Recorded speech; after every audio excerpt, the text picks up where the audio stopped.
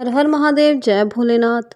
सावन का महीना सिर्फ जल चढ़ाने का नहीं, स्वयं को भगवान को समर्पित करने का पर्व है।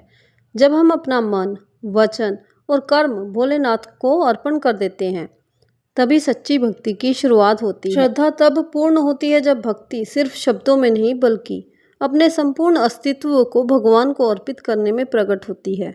सावन यही अवसर है जब हम अपने अहंकार, इच्छा और चिंताओं को शिव के चरणों में रख दें।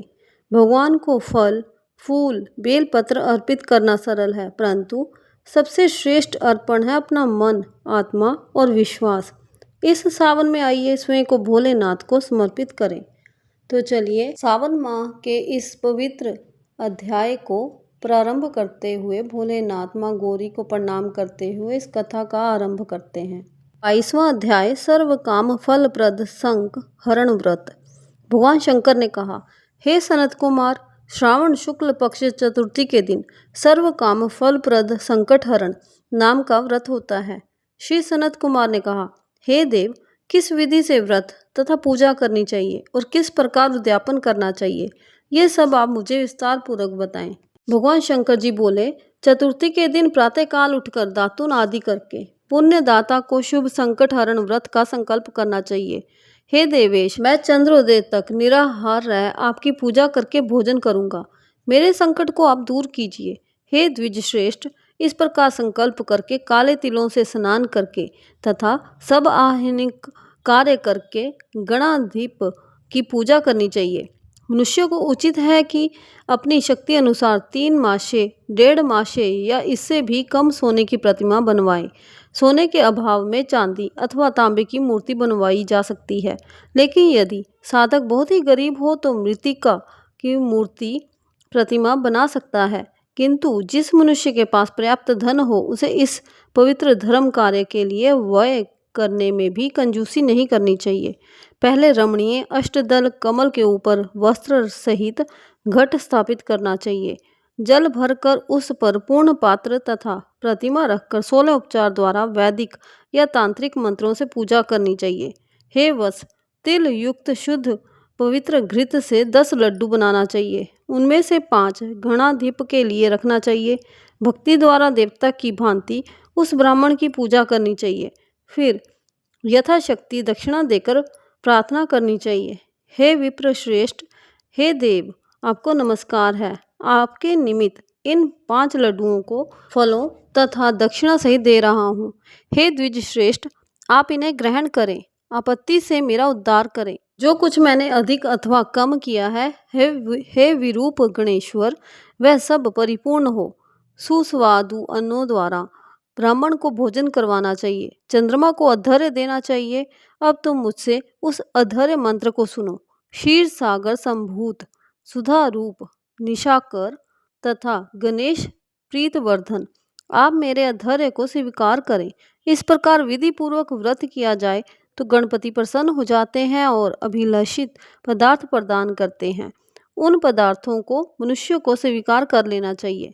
इस व्रत के करने से विद्यार्थी विद्या, धनार्थी धन, पुत्रार्थी पुत्र प्राप्त कर लेता है, मोक्षार्थी गति, कार्यार्थी कार्य सिद्ध कर लेता है, रोगी रोग से छुटकारा पा लेता है, आपत्तियों में घिरे हुए व्याकुल मन वाले, चिंता से ग्रस्त, अपने सगे संबंधियों के वियोग से दुखी जनों के सभी संकट हरने वाला, इष्ट फल देने वाला, पुत्र पौत्र आदि तथा संपूर्ण संपत्ति देने वाला ये उत्तम व्रत है। अब मैं तुम्हें पूजा तथा जप के मंत्र बतलाता हूँ।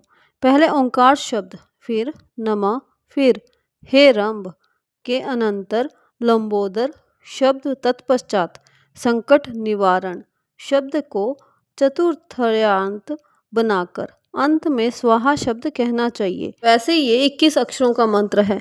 मनुष्य को चाहिए कि 10 दिशाओं की पूजा करे। हे वत्स, मैं तुमको लड्डू बनाने की एक और विधि भी बतलाता हूँ। शुद्ध घी से परिपूर्ण तिल सहित मूंग के लड्डू कतरी हुई गिरी डालकर बनाने चाहिए। लड्डू श्री गणेश जी को समर्पित करना चाहिए। अलग अलग नाम पदों द्वारा गणनाथ की पूजा करनी चाहिए। हे मुनिसतम, तुम मुझसे उन नामों को सुनो। गणाधिप, आपको नमस्कार है। उमापुत्र, अंगनाशन, एकदंत, दंत वक्त्र, मुष्क वाहन, विनायक, ईशपुत्र, सर्वसिद्धि प्रदायक, विघ्नराट, स्कंद गुरु, सर्व संकटनाशन, लंबोदर, गणाध्यक्ष, गौर्य मंगल संभव, धूम्रकेतो, भालचंद्र, असुर मर्दन, विद्या निधान, विकट और शूर्प कर्ण आपको नमस्कार है। इन 21 नामों द्वारा गणेश की पूजा करनी चाहिए। भक्ति द्वारा विनम्र हो प्रसन्न मन से देव की प्रार्थना करके कहना चाहिए, हे विघ्राट उमापुत्र अघनाशक, आपको नमस्कार है। मैंने आज अपनी शक्ति के अनुसार जिस कार्य के लिए आपकी पूजा की, उससे आप मुझ पर प्रसन्न हो। मेरे मन की सभी इच्छाओं को पूरा करें।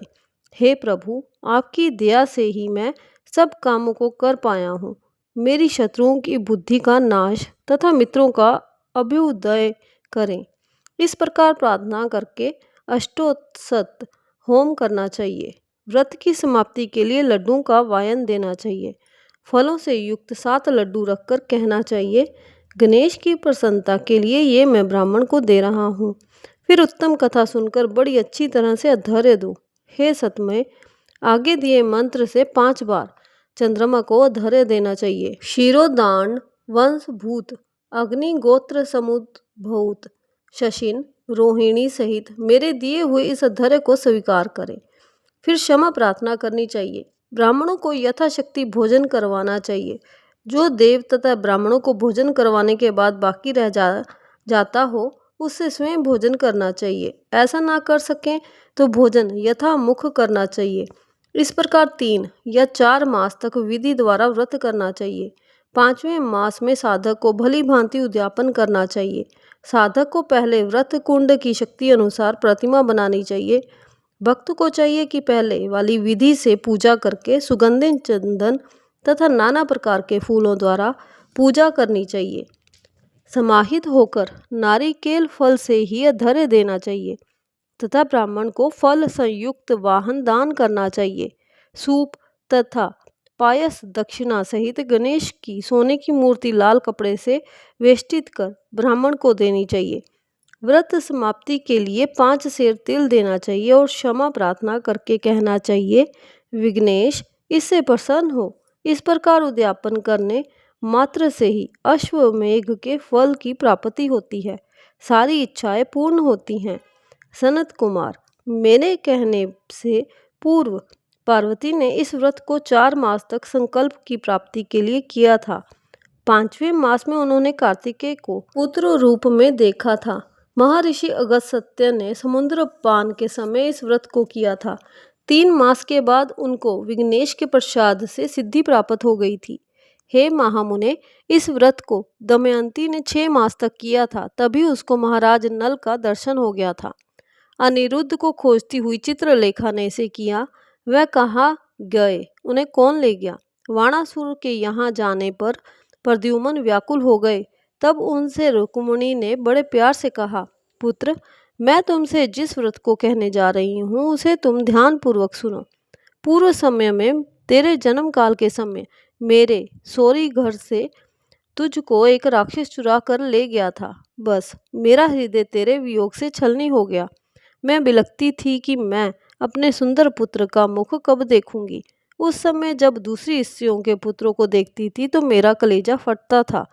मैं उन स्त्रियों के पुत्रों को देखकर कहती, कहीं ये मेरा पुत्र ही ना हो।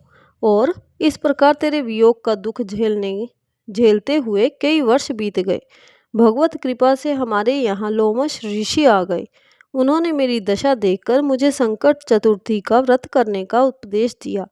उनके आदेशानुसार मैंने ये व्रत 4 बार किया। बस उसके प्रभाव से तुमने वापस लौटकर शंबरासुर का वध किया था।